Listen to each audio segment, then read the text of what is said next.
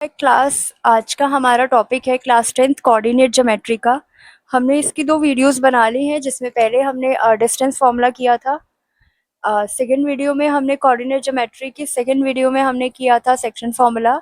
And जो coordinate geometry की third video है वो थर्ड फार्मूले के साथ है, जो है area of triangle.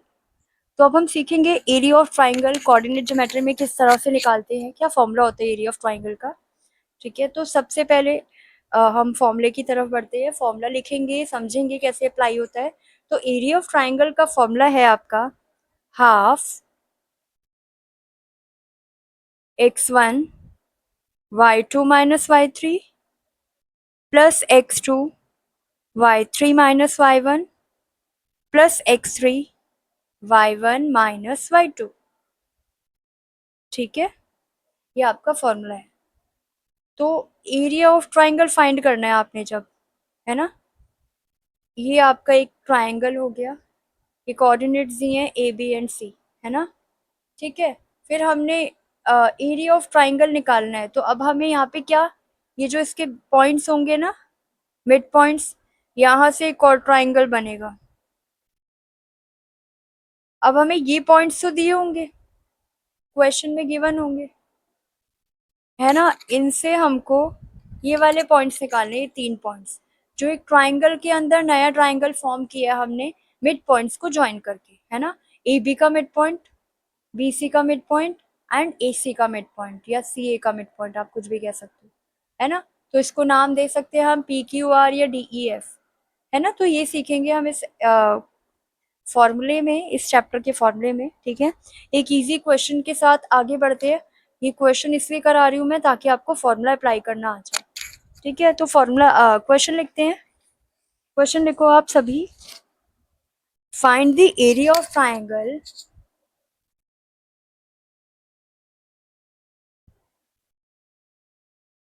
whose vertices are, जिसकी वर्टिसेस दी हुई हैं आपको। ए जो है वो है 3,2, जो बी की वर्टिसेस है वो 11,8 है, एंड जो सी की वर्टिसेस है वो आपकी 8,12 है, राइट। ठीक है, तो हम एक ट्राइंगल बना लेते हैं। ठीक है, हमने एक ट्राइंगल बना लिया, वर्टिसेस दी है हमने। इजीली यहाँ पे हमें बोला है कि एरिया ऑफ ट्राइंगल निकालना है। ठीक है, ये जो मिड पॉइंट वाला कॉन्सेप्ट है ये क्वेश्चन में गिवन होगा। अभी हमें यहाँ पे मिड पॉइंट से रिलेटेड कोई इन्फॉर्मेशन नहीं है, तो अभी इसको भूल जाओ। ठीक है, ये हम आगे करेंगे। अभी आपको बोला है find the area of triangle, हमें बस एरिया ऑफ ट्राइंगल का फॉर्मूला लगा के इसके वर्टिसेस निकालने हैं। ठीक है, तो अभी हमें मिड पॉइंट की कोई बात नहीं की गई है ना, तो अभी हम इसको डायरेक्टली इजीली कर लेंगे। यही हमारे पास पॉइंट्स हैं।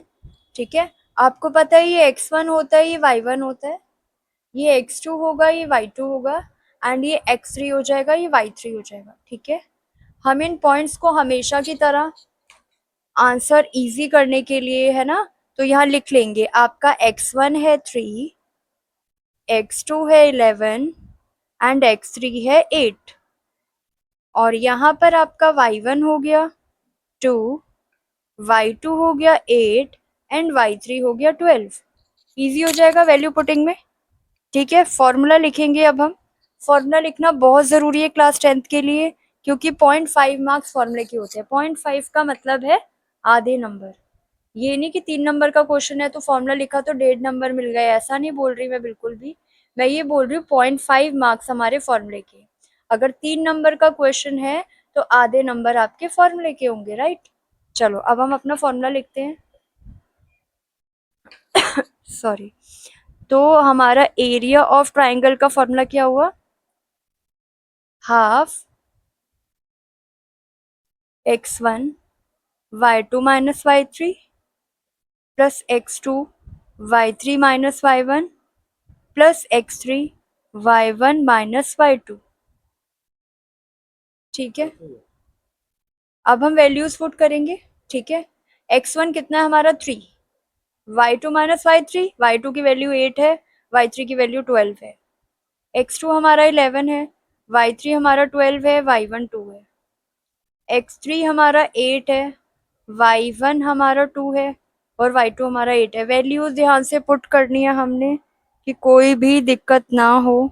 दोबारा एक बार चेक कर सकते हो वैल्यूज पुट करके, ठीक है, ताकि आगे हम तभी बढ़े जब हम ठीक हो। ठीक है, अभी तक हम छोटे में से बड़े लेस करेंगे तो साइन बड़े का आएगा।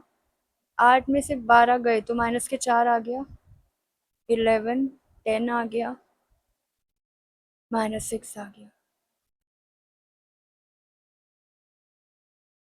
मल्टीप्लाई होगा, ब्रैकेट खोलेंगे तो 3 इंटू -4,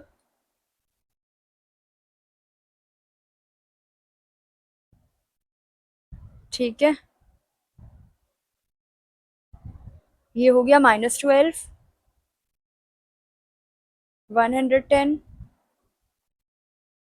-6 8 है ना, हाफ -12 प्लस 110 -48। पहले माइनस माइनस वालों को सॉल्व कर देंगे। -12 और -48 कितना हो गया, माइनस के 60 प्लस 110 है ना। तो ये मल्टीप्लाई हो जाएगा, हाफ मल्टीप्लाई 110 में से 60 गए तो 50, तो ये हो गया माइनस, बड़े में से छोटा लेस करके साइन बड़े का है ना। तो ये आ गया 25, आंसर आएगा स्क्वायर यूनिट्स में। ठीक है, क्लियर है।